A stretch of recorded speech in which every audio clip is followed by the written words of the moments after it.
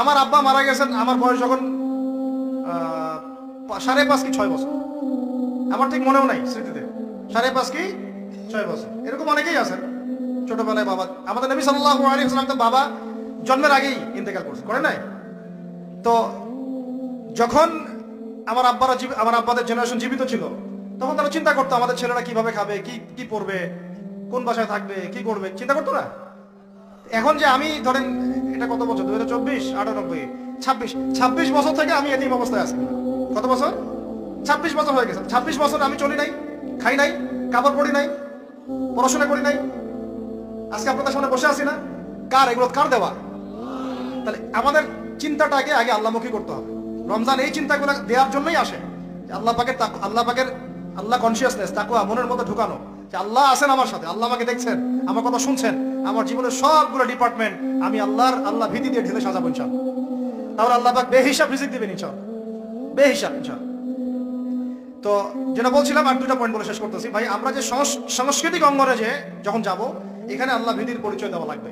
আমি এমন কোন সংস্কৃতি ফলো করতে পারবো না যেটা আল্লাহর বিরুদ্ধে যায়, রাসূলের বিরুদ্ধে যায়। সবার আগে নিজের চেহারা ঠিক করেন, কাপড় ঠিক করেন, মাথায় টুপি নিয়ে আসেন, পাগড়ি নিয়ে আসেন, ঢিলাঢালা পোশাক পরেন। আমি বলতেছি না যে আপনার শার্ট প্যান্ট পরে নামাজ হবে না ইত্যাদি, এই মাসালা আমি দিতে যাচ্ছি, এটা অন্য মাসালা, অন্য আলোচনা। কিন্তু আমরা আমাদের নবীর সুন্নত নিয়ে গর্বিত থাকবো ইনশাআল্লাহ। এটা আমার নবীর সুন্নত, আমার নবী মুহাম্মাদের সুন্নত সাল্লাল্লাহু আলাইহি ওয়াসাল্লাম, যার হাতে আমি হাউজে কাউসারের পানি খাইতে চাই, যাকে আমি স্বপ্নে একবার দেখতে চাই। দোয়া করি না আমরা এগুলা, যে রওজার সামনে গেলে আমাদের চোখ দিয়ে ধরধর করে পানি পড়তে থাকে। তিনি ওখানে জীবিত না? আমাদের সালামের উত্তর দেন না? সুবহানাল্লাহ। আমরা কি বলবো আসলে, প্রসঙ্গক্রমে কথা চলে আসে। যেই মানে জমিনে নবী সাল্লাল্লাহু আলাইহি ওয়াসাল্লাম শুয়ে আছেন, সাহাবায়ে আজমাইন শুয়ে আছেন, এখন ওইখানে দেখতেছি যে 70টা সিনেমা হল চালু হয়ে গেল। কি একটা অবস্থা! সুবহানাল্লাহ। আল্লাহর ভয় কোথায় কোথায় চলে গেছে। এবং বলিউড, হলিউড সব সিনেমা হচ্ছে, গান বাজনা হচ্ছে, মানুষ দেখতেছে, মদের বার ওপেন করা হচ্ছে, মানে পশ্চিমা আদলে ঢেলে সাজাতে যাচ্ছে সবকিছু। হ্যাঁ, আর এগুলোর বিরুদ্ধে 2-4টা লাইন বললে আমাদেরকে বলবে যে আকীদা ঠিক নাই, হ্যাঁ, মানহাজ ঠিক নাই। হ্যাঁ, সুবহানাল্লাহ। তোমাদের মতো দালালি মানহাজের আমাদের দরকারও নাই। যেই মানহাজ তোমাকে সত্য কথা বলতে শিখায় না, ওটা আবার কিসের মানহাজ? ইবনে তাইমিয়ার নাম ভাঙায় খাচ্ছ তোমরা।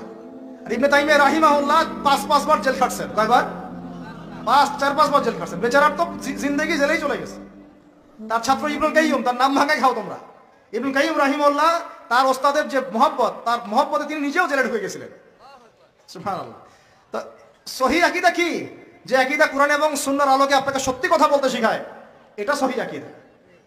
আর যে আকীদা কোরআন এবং সুন্নাহর সত্য কথাগুলো আপনাকে বলতে বাধা দেয়, মুনাফিকদের পক্ষপাতিত্ব করতে শেখায়, ঘুরিয়ে ফিরিয়ে ইহুদিদের পক্ষে কথা বলতে শেখায়, ওইসব সহিহ আকীদা শেখার আমাদের দরকার নেই। ওটা সহিহ ভুল আকীদা। কি আকীদা? সহিহ ভুল।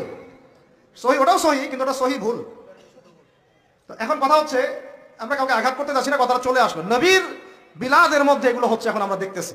আমি এমনও দেখছি, বিশ্বাস করবেন কিনা, নবী সাল্লাল্লাহু আলাইহি ওয়াসাল্লামের রওজা, এখানে ওলামায়ে কেরাম যারা গেছেন আপনারা তো অনেকেই জানেন, অনেকগুলো গেট, গেটের বাইরে দাঁড়ায় মানুষ সিগারেট খাচ্ছে।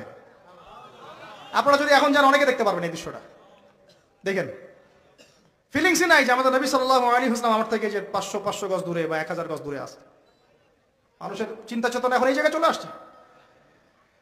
তো নবীকে মহব্বত করতে হবে।